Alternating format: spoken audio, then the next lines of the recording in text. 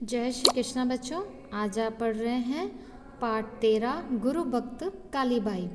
गुरु भक्त कालीबाई में पिछले वीडियो में मैंने आपको समझाया था कि समस्त राजस्थान के लोग आज़ादी चाहते थे और प्रजामंडल जो आज़ादी का विचार था वो इन पाठशालाओं के द्वारा जन जन तक पहुंचा रहा था।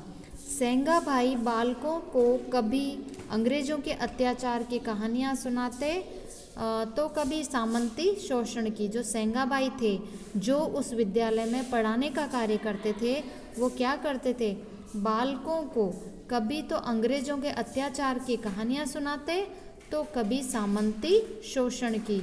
अंग्रेज भी उन पर अत्याचार करते थे और सामंत भी उनका शोषण करते थे। तो सेंगाबाई बच्चों को उन दोनों की बातें बताया करते थे कि अंग्रेज हम पर किस तरीके से अत्याचार करते हैं, सामंत किस तरह हमारा शोषण करते हैं।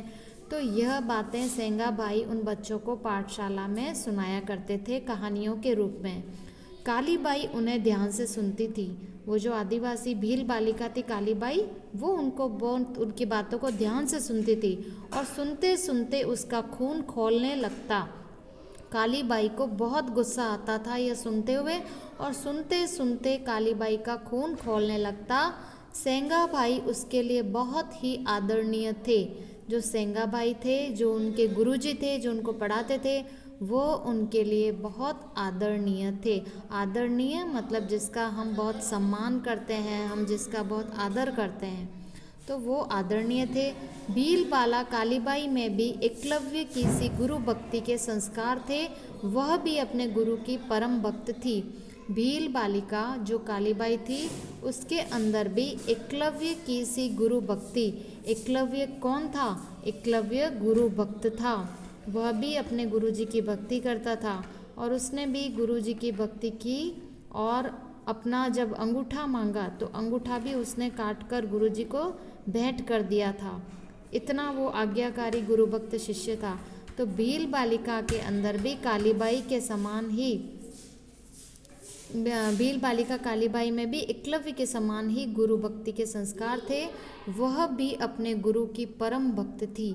कालीबाई थी, वह भी अपने गुरु जी की क्या थी? परम भक्त थी। एक बार की बात है, प्रजामंडल के सदस्यों की बैठक चल रही थी। एक बार क्या हुआ, प्रजामंडल के जो सदस्य थे उनकी क्या चल रही थी? बैठक चल रही थी। सब वहाँ पे बैठकर विचार विमर्श कर रहे थे, बातचीत कर रहे थे। वहाँ नाना भाई भी उपस्थित थे। नाना भाई जो उस पाठशाला के संरक्षक थे ना, वो भी वहाँ पे उपस्थित थे। उस बैठक में उन्होंने प्रण किया था कि जब तक मेरी जान रहेगी मैं अपने गांव रास्तापाल की पाठशाला बंद नहीं होने दूंगा। उस बैठक में नाना भाई ने क्या प्रण किया? प्रण करना यानी कसम खाना। हाँ, तो उन्होंने कसम खाई थी। उन्होंने क्या कसम खाई कि जब तक मेरी जान रहेगी, मतलब जब तक मैं जिंदा हूँ, मैं अपने गांव रास्तापाल की पाठशाला को बंद नहीं होने दूंगा। ये अंग्रेज लोग, ये सामंती लोग क्या चाहते थे कि इनकी पाठशाला बंद हो जाए, कोई भी ढंग से पढ़े लिखे नहीं, ताकि ये लोग अज्ञानी रहे, इनको कोई समझ भी नहीं रहे। वो चाहते थे कि पढ़ लिख के होशियार नहीं होने चाहिए, तो वो चाहते थे कि पाठशाला बंद हो जाए। लेकिन नाना भाई क्या चाहते थे कि ये पाठशाला बंद नहीं हो। तो उन्होंने कहा था कि जब तक मेरी जान रहेगी मैं अपने गांव रास्तापाल की पाठशाला बंद नहीं होने दूंगा। वास्तव में वे चाहते थे कि हर बच्चे को अच्छी शिक्षा मिले और हर बच्चे के मन में देश प्रेम की भावना जगे। नाना भाई क्या चाहते थे कि हर बच्चे को क्या मिलनी चाहिए? अच्छी शिक्षा मिलनी चाहिए हर बच्चे को, और हर बच्चे के मन में देश प्रेम की भावना जगनी चाहिए। ये उनके विचार थे। तो किंतु यह बात रास्तापाल के जागीरदार को नहीं पची। वो उनके ये जो इतने अच्छे विचार थे, तो वहाँ का रास्तापाल का जो जागीरदार था उसको ये बात नहीं पची, मतलब उसको ये बात अच्छी नहीं लगी। वह नहीं चाहता था कि गांव के लोगों में शिक्षा का प्रसार हो। वह जागीरदार था ना, वो नहीं चाहता था कि गांव के लोगों में शिक्षा का प्रसार हो, मतलब गांव के लोग शिक्षित हो, गांव के लोग पढ़े लिखे, ऐसा वो नहीं चाहता था। उसने इस पाठशाला को बंद करने का एक षड्यंत्र रचा। षड्यंत्र मतलब कि उसके मन में एक बुरा विचार आया, गलत विचार आया, एक योजना आई। जब कोई बुरे कार्य की योजना की जाती है ना, गलत कार्य की योजना, उसे हम क्या कहते हैं? षड्यंत्र। तो उसने इस पाठशाला को बंद करने का एक षड्यंत्र रचा। उसने गांव के लोगों की एक बैठक बुलाई। उसने क्या किया?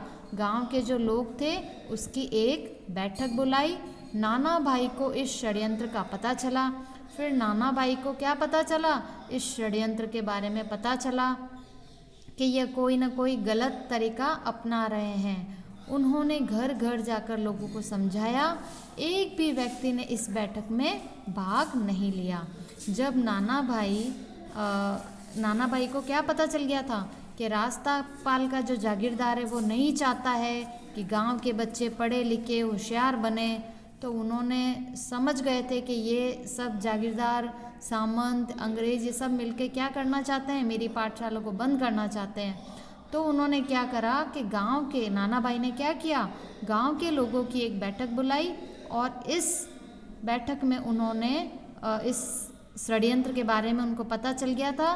तो फिर उन्होंने घर घर जाकर लोगों को समझाया कि पाठशाला हमें बंद नहीं होने देनी है, पाठशाला को हमको क्या करना है? चालू रखना है। तो जागीरदार जब बैठक बुलाए तो उस बैठक में किसी को नहीं जाना है। क्यों? क्योंकि वो हमारे विद्यालय को, पाठशाला को बंद करना चाहता है, उस बैठक में नहीं जाना है।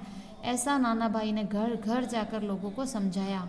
तो नाना भाई के समझाने से क्या हुआ कि एक भी व्यक्ति इस बैठक में भाग नहीं लिया। एक भी व्यक्ति उस बैठक में नहीं गया। कोई भी उस बैठक में भाग नहीं लिया।